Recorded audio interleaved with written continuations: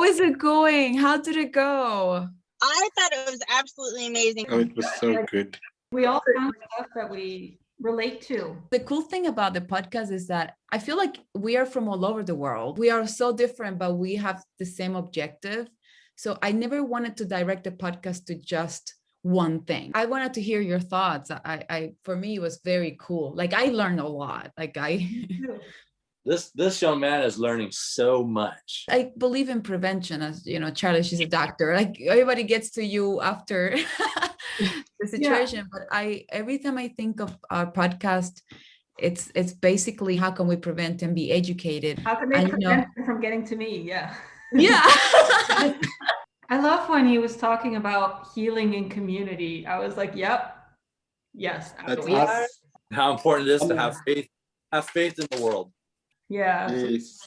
And we went back to curiosity. Yes, we did. I love that. Again. Be curious about your thoughts, you know? Yeah. So you can see them and not be them. I've been anxious since I was a child. My anxiety, it's all in my stomach. So I cannot eat and I start to have nausea and I feel that kind of tension inside. And I also experimented a panic attack once. And I remember that I had to go to the hospital because I started to feel tachycardic and I couldn't breathe. They said, "Oh, don't worry. Now we give you something, you feel better."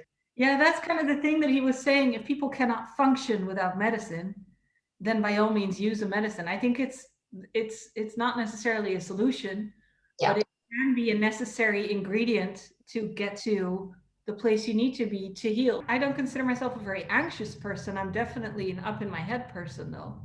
And there's so much in here that helped me understand myself, but also that helped me kind of translate it to my patients. For me, anxiety is quite weird because I feel I start getting headaches. I don't know if you can remember, there was one day when I was running and I just felt weird. Then I realized that it was because when I was a child, I was chased by a dog and I climbed up a tree. But I think while I was running, I didn't think about it or anything. I just had a panic attack out of nowhere. And that's why I think he was quite brilliant in what he said, that it could be from when you don't even remember it, that it gets you. Yeah, that's a question I get a lot. It's like, I wasn't doing anything scary. Why the heck did I feel that way if it's anxiety causing it? A lot of people are sort of convinced that there's something wrong in their body that a medical doctor needs to fix. Some things you're not aware of.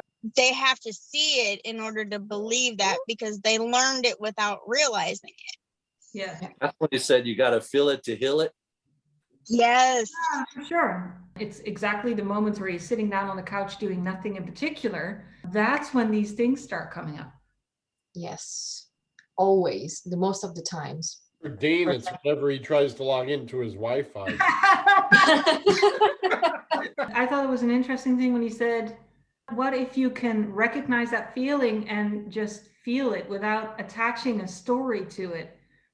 Like, I feel like that's the way that you gain your control back. And So a lot of true. times those stories are not true. The mind just makes stuff up.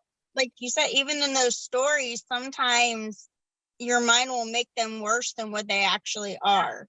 Yeah, because we pick the worst case scenarios because of the fear bias. That's when overthinking comes in as well. The mind overestimates the threat and underestimates your ability to fight it. Yeah, and I loved when he was talking about how when you go back to that 8-year-old that experienced the trauma, then you also end up in the abilities of that 8-year-old to solve the problem, especially when you compared it to a couple arguing. You have a 6-year-old and an 8-year-old trying to solve this problem. How do you think that's going to work? I thought it was a really... I love how he brought up the withdrawal. Yes. Because I know I'm guilty of that, thinking I'm saving everybody, but I'm really not. And then I'll find myself going, okay. And I come back and then I apologize a lot. You don't want to feel like you're dragging other people into what's going on. That's why I loved what he said, we heal through community. When you're in that dark hole, all you're in is that kind of like spiral of dark thoughts. And then you need something to trigger yourself out of it. And that could be the community. Interesting story that Dr. Kennedy talked about his dad. If he smelled roses, Yes. It took him back to his father's funeral. He spoke so much about it being passed down to generations. It's hugely interesting how that works. Like how apparently stuff that happens to you can become part of you in such a way that you can pass it on. It's incredible. Which is why when I used to come home from work, I would never tell stories about what happened. I would just, I would try to get it all out of my head on my drive home before I got home, and it would just be all good and positive, and never tell the bad stories, which we talked about too, bringing the next connection, you know? Yes, the bridging thing. It reminded me so much of dropping Zachary off at his school before COVID.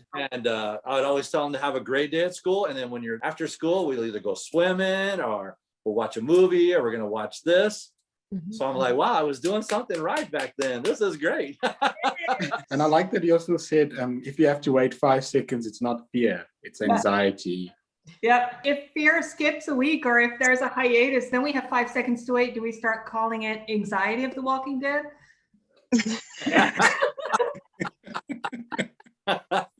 And now guess what we're having a little anxiety about? We only have one more podcast for this season. I know.